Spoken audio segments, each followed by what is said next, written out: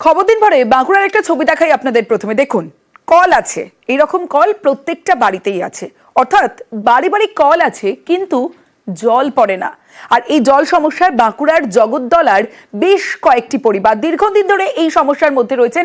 বাড়ি বাড়ি কল থাকলেও তাদের কলে জল পড়ে না, আর জল পেতে রীতিমতো অনেক দূর দূরান্ত যেতে হয়, দূর দূরান্ত থেকে জল আনতে হয়। স্থানীয়দের এমনটাই অভিযোগ।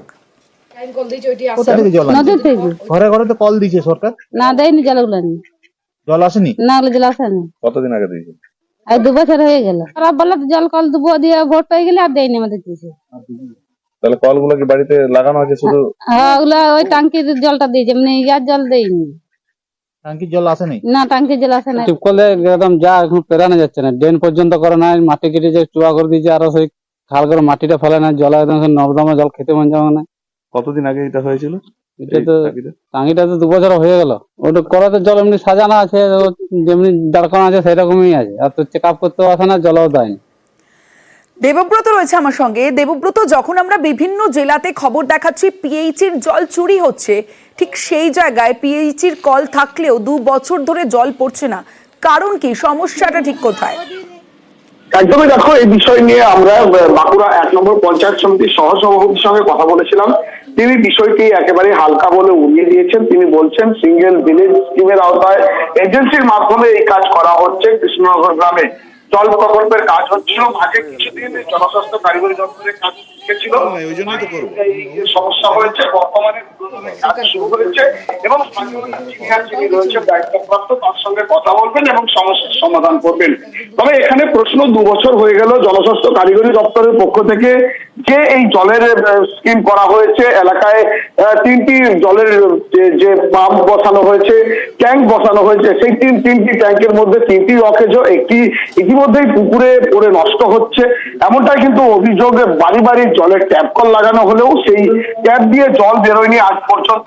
ফলে ব্যাপক সমস্যায় পড়তে হয়েছে এলাকার সাধারণ মানুষকে। তারা জানাচ্ছেন গ্রামে একটি কল, সেটাও অকেজ হয়ে গেলে পাশ দিয়েই বয়ে যাওয়া যে দ্বারকেশ্বর নদী, সেই নদী থেকে 2 বছর ধরে জল পাচ্ছে না, পানীয় জল, সেই জল পেতে রীতিমতো নাভিশ্বাস। আমরা এই খবর সম্প্রচার করলাম, প্রশাসনের দৃষ্টি আকর্ষণ করলাম, অবশ্যই দেখার যে কতদিনে এই সমস্যার সমাধান হয়। লক্ষ লক্ষ টাকা খরচা করে করেছিল, কিন্তু তৃণমূলের যেসব নেতারা আছেন তারা কাজটা দেখেন না। তারা শুধু কাটমানিটা লক্ষ্য করেন, কাটমানি পেয়েছে পকেটে ভরে তারা আপনার বাড়ি চলে, তারপর ট্যাঙ্কি কোথায় আছে নিজেরাও জানেন না। মানুষ জল পাচ্ছে না, নদী থেকে জল আনতে হচ্ছে। তাহলে এটা করার কি প্রয়োজন আছে? এটা তো করার কোনো প্রয়োজন নেই। না, কাটমানি খাওয়ার জন্য তৃণমূলকে সুবিধা পাইয়ে দেওয়ার জন্য করেছিল, সেই জিনিসটা আমরা বিডিও সাহেবের কাছে জানবো। যে কোনো কারণে আপনারা জানেন যে পিএইচির কাজ একটু থমকেই ছিল এবং আমাদের মাননীয় মন্ত্রীমশাই আসার পরে তৎপরতার সাথে কাজ আমাদের বাঁকুড়া জেলায় চলছে। আর আমরা 2026-এর আগে তো সমস্ত জায়গাতে, সমস্ত গ্রামে পানীয় জলটা পৌঁছে যাবে। আর ছোট্ট ঘটনা, কোনো কারণে পুরো প্রাকৃতিক বিপর্যয়ের ক্ষেত্রে হয়তো পড়ে আছে, আমি ইঞ্জিনিয়ারের সাথে কথা বলেছি এবং আমরা চেষ্টা করছি খুব দ্রুততার সাথে ওই জায়গায় পানীয় জলের ব্যবস্থাটা করে দেওয়া হচ্ছে। বাঁকুড়া ছবিটা দেখলেন, যেখানে পিএইচির কল আছে কিন্তু জল পড়ে না। অন্যদিকে উত্তর 24 পরগনার ছবিটা দেখাই, যেখানে পিএইচির জলের জন্য রিজার্ভার তৈরি হচ্ছে, কিন্তু সেই যে রিজার্ভার তৈরির সময় যে মাটি তোলা হচ্ছে, সেই মাটি চুরি। দারিয়াপুরে 1 বিঘা জমিতে জলের রিজার্ভার, দারিয়াপুরে জলের রিজার্ভার তৈরিতে মাটি তুলে মজুত।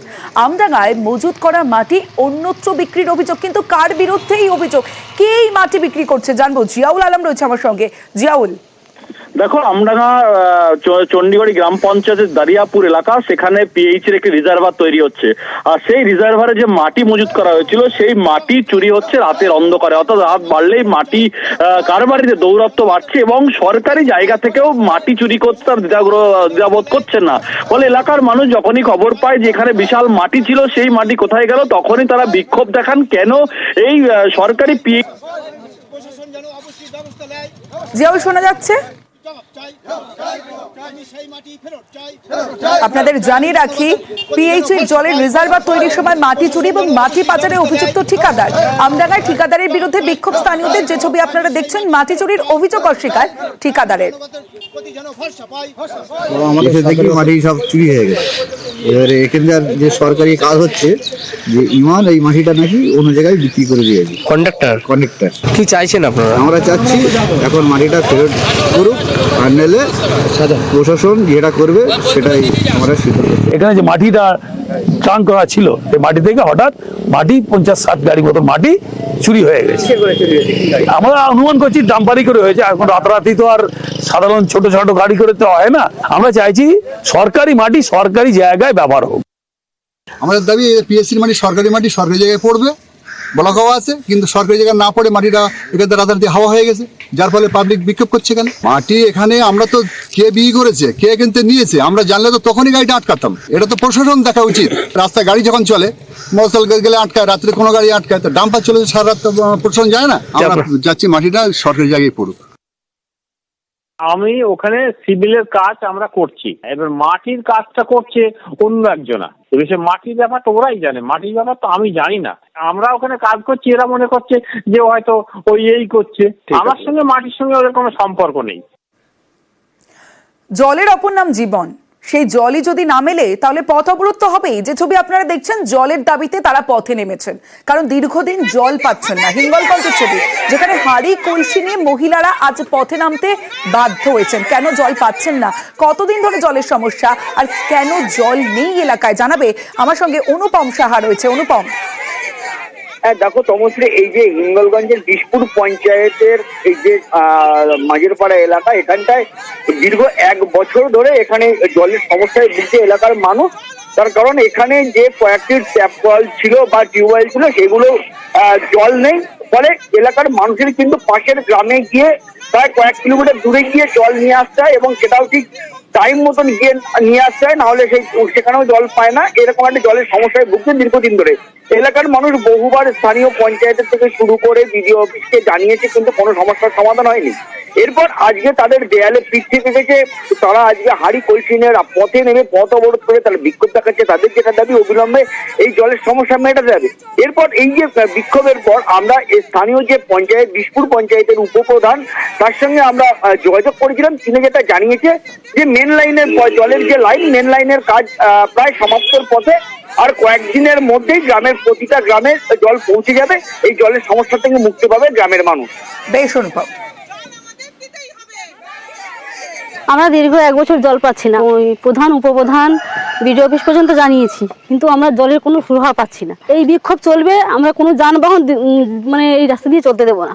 এর সুরাহা করতেই হবে। 1 বছর হয়ে গেল আমাদের এখানে 30-35টা মতো বাড়ি, আমরা এখানে জল পাইনি। আমাদের জল আনার জন্য লোকের বাড়িতে যেতে হয়।